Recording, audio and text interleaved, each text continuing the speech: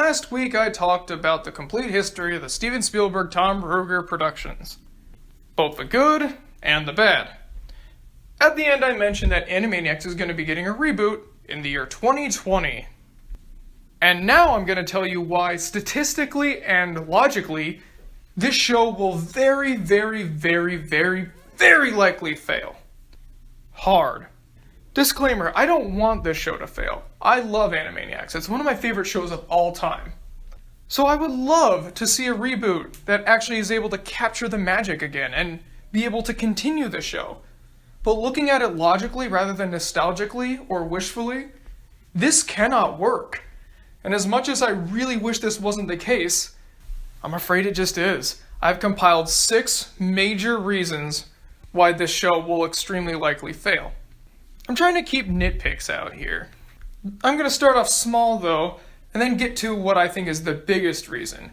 The reason that trumps all the other reasons, and if we were ever going to just cite one example on why it will fail, definitely go with number 6. But let's get started. Number 1, the voice acting.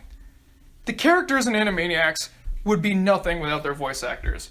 I couldn't imagine Yakko, Warner, Dr. Scratch, and Sniffer Pinky being voiced by anyone else other than Rob Paulsen, Dot voiced by anyone other than Tress MacNeille, LeBrain anyone except Maurice LaMarche. You get what I'm saying.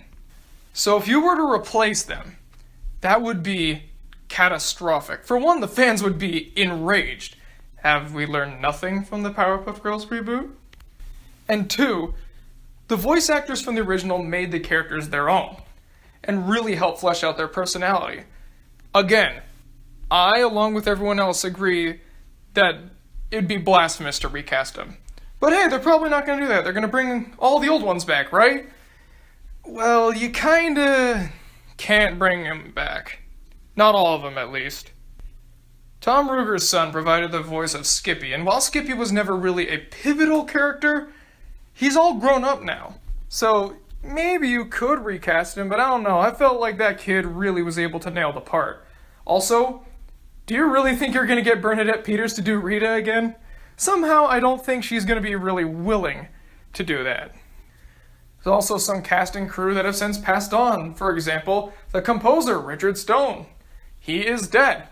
You can't really hire someone who's dead to make your awesome music. But then there's the people that are coming back. They're getting old. You know how I know? Well, back in 2012, 2013, the Hub started airing Animaniacs again. And they did some promos, bringing back Rob Paulsen, Jess Harnell, and Tress MacNeille. Specifically, the one I'm going to be talking about is the Let the Anvils Ring promo, where they take the very popular song Let the Anvils Ring and then make it into a song about the Hub. You can definitely tell, especially with Yakko and Dot, there has been some significant aging. The energy is really low in this compared to Animaniacs, which was just non-stop excitement and energy and bouncing off the walls. This feels very toned down and very tired sounding. Yakko's definitely a lot gravelier, deeper, and just sounds old. Tress MacNeille doesn't really sound like Dot so much anymore. She does sound like Kooky Kwan from The Simpsons. Jess Harnell is the closest one to coming back to Wakko. But even then, it's a lot gravelier and fairly deeper too. Go look it up if you don't believe me. It's on YouTube. It's The Hub, Let the Anvils Ring promo, Animaniacs. Why is this a problem? Well, again, they're not able to keep up that same energy, very likely. Also, this is a more depressing note. We know how much fans hate change. They're not going to want to hear the difference in Yakko, Wakko, and Dot's voices, among all the others, who I'm sure have very much changed over time. They will be outraged that they had the nerve to change the voices, even though they had no choice, really. And finally, it just sounds off. The Warners are supposed to be kids, right?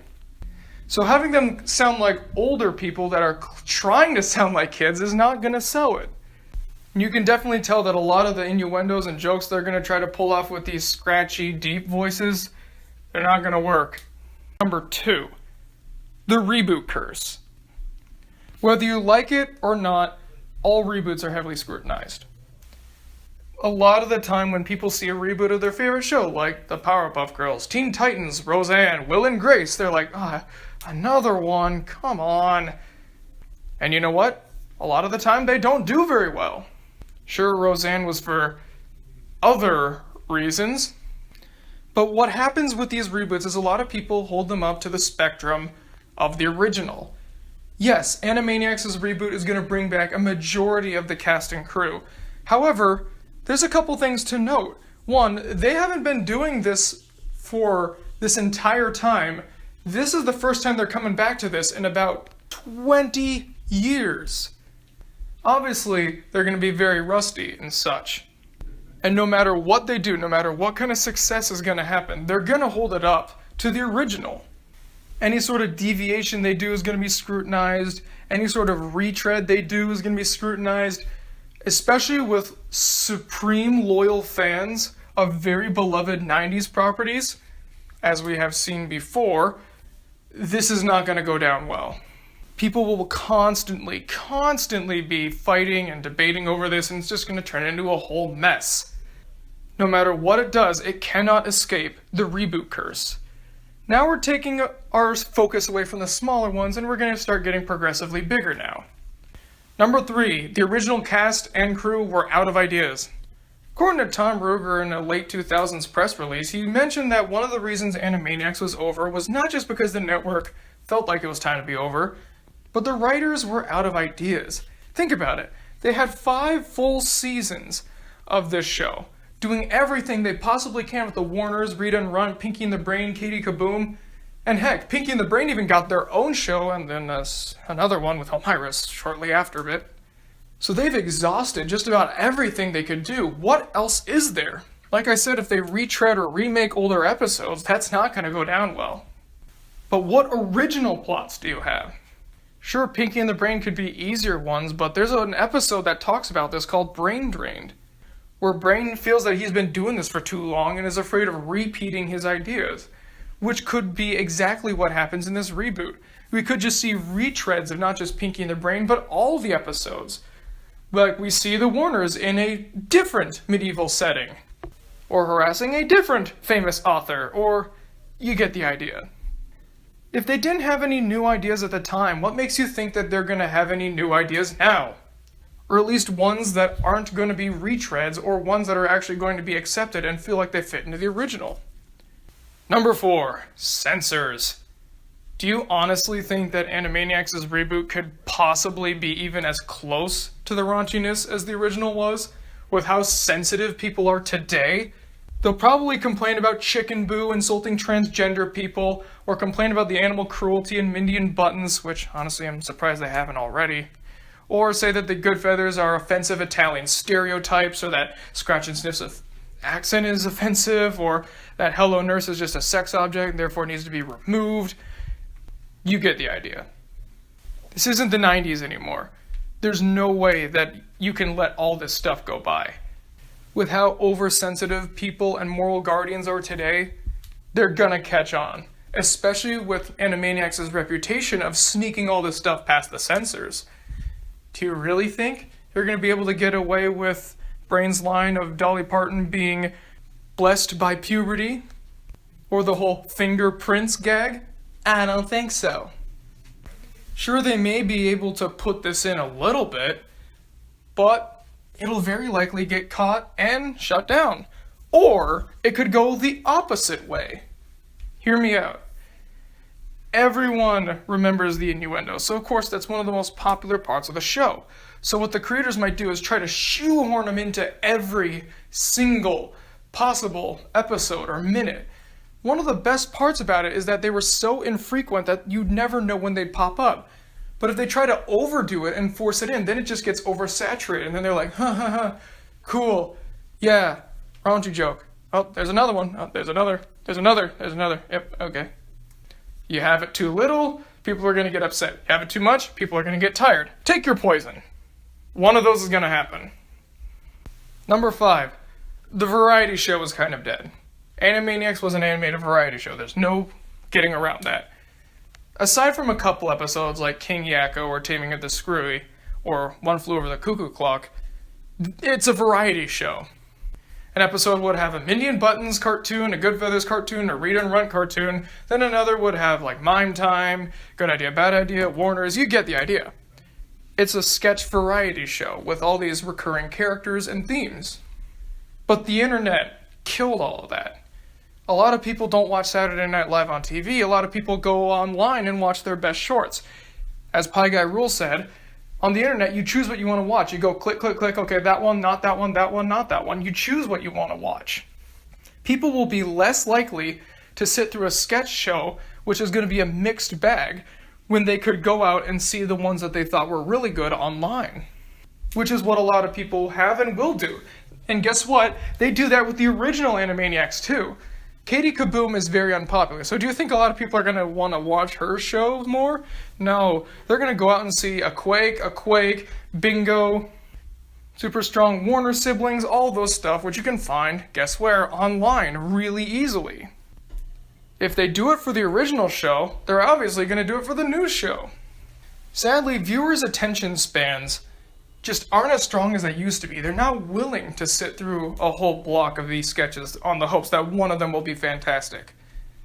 And if you bring up the point, oh, well, Animaniacs was just constantly fantastic, so they'll be willing. No, it wasn't. A lot of the shows were duds. We kind of forget this, but Katie Kaboom's cartoons are not held in very high regard, even though I just think they're alright. Half of Mindy and Buttons don't work at all. Chicken Boo is just the same one over and over again. And even the Warners have had their missteps here and there. We forget because we've watched the good ones over and over again, so we have no real reason to remember the bad ones. Animaniacs' original state was definitely a mixed bag. And I'm sure that the new one's going to be exactly the same, and with its variety sketch show format, well, best of luck. Now we get to the big reason. The big reason I feel that this can't work. Here we go. Number 6. Everybody else is doing it. The reason Animaniacs was so popular back in the 90s was because it poked fun at pop culture. It poked fun at cartoons. It poked fun at celebrities and the president. But everybody does that these days. It's not special anymore. Yes, Animaniacs did that in a way that was hilarious and unique. But you know what? So do all the other cartoons now these days. We got South Park and Gumball. To a lesser extent, The Simpsons and Family Guy. We've also got BoJack Horseman. Of course, Rick and Morty. And that's just off the top of my head. There's so many more that do this now. For example, very, very few shows, especially kids shows, would make fun of back then President Bill Clinton or Vice President Al Gore. Now, there's whole shows dedicated to making fun of President Donald Trump and Vice President Mike Pence. I mean, Samantha Bee, Saturday Night Live's Trump sketches, anything CNN puts on, it's only there to make fun of the president. And of course, South Park has done it too, a lot. The Simpsons, Family Guy, they've all tackled it. So what's going to make this any different? All the jokes have been made already. It's not going to stand out because everybody is doing it. Everybody makes fun of pop culture. Everybody makes fun of celebrities. Kids show, adult show, family show, everybody does it. Animaniacs was revolutionary in the 90s because it was one of the few shows that did that. This was a time before South Park. This was a time when The Simpsons was just starting off. Of course it was new and unique, but now it's going to have some stiff competition. And again, because all this stuff is so overdone, all the jokes have been made. So whatever's left for Animaniacs' Reboot is either stealing, copying, or picking up whatever little obscure scraps you can find. Heck, people even do this on the internet for free. It's not going to stand out. Any sort of special novelty it has is going to die down. Sadly, Animaniacs was too influential for its own good, for that when it comes back, it's just going to be a drop in the bucket. The only thing it's going to have is nostalgia value, which again, even then, people are going to be extremely critical of it. So for all those reasons, I don't think this can work. I think it's going to be in big trouble real fast, and I think it's especially bad that Hulu has ordered 2 seasons before the first one has even begun production. It only began production just a little while ago, but this summer they ordered 2 seasons. That's never a good sign. They're banking on this being a success immediately. But I'm telling you, Look at it analytically. It's doomed. What do you guys think of the reboot? Comment below, let me know. Did any of my points make sense? I sure hope so. Let's hope that Warner Brothers and the Warner sister actually end up listening to me on this, and they can get out before it's too late.